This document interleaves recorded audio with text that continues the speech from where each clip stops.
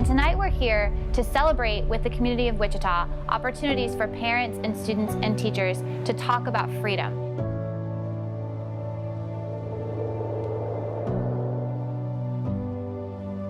To talk about the importance of reducing regulations and mandates that inhibit the ability for people in society to really fully experience the opportunities that are given to us by the Declaration of Independence, the Constitution, and the Bill of Rights. This event featuring FCC Commissioner Ajit is about engagement. It's about engaging kids, students who are studying these ideas about what a marketplace of ideas really means. You know, for young people, the internet has become something like a fish swimming in water. They don't even know what has made that thing possible. But you take a step back and you recognize that there's a whole underlying infrastructure, the rule of law, a lot of things that have to come together to make that thing that we all take for granted possible. That's what we're doing as part of this program in conjunction with the Fred and Mary Koch Foundation. They contacted me as a student that's close to the Wichita area and asked me if I would accept the honor of introducing Ajit Pai, and I accepted, obviously, and that's why I'm here. Free speech, I think, is omnipotent among students. We all love our free speech. That's one of our favorite rights to talk about. I came to this event to learn more about how to debate. I like to argue, and I would like to turn it more into something that would be helpful to the community. And they were talking about regulating the internet, and I think that's a really cool subject to learn about. As always, the internet is kind of an iffy thing, and you know, sometimes it could get out of control. If the government steps in too far or doesn't do enough or just does the right amount, we should still know about it.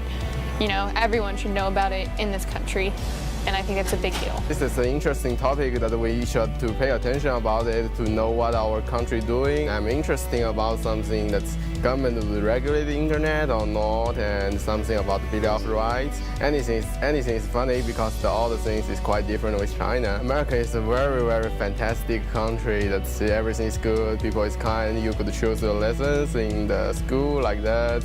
I tend to want to be wise stewards of the taxpayers' dollars, and that's ultimately the bottom line for any public servant, I would think. Commissioner Pai has been a staunch opponent of net neutrality. I've never heard anybody tell me that they have an ISP that's blocked their access to content. What they do tell me is that they want faster internet speeds, they want better prices, they want more choices. In short, they want the benefits of competition.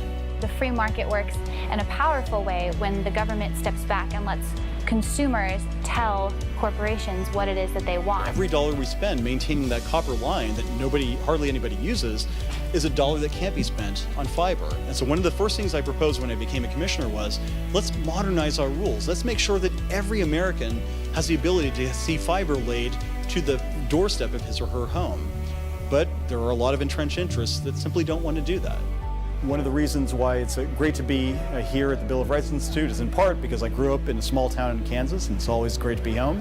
But the other reason is that I had a chance to talk about my views on the importance of the internet to innovation, to entrepreneurship, to digital opportunity. And that's something that I think the students hopefully found interesting, since they increasingly rely on technology in their everyday lives. I want to thank the Bill of Rights Institute tremendously for the invitation to come deliver this annual lecture. One of the things that I have been very impressed by is the fact that they are continuing to advocate for the freedom to pursue one's own dreams.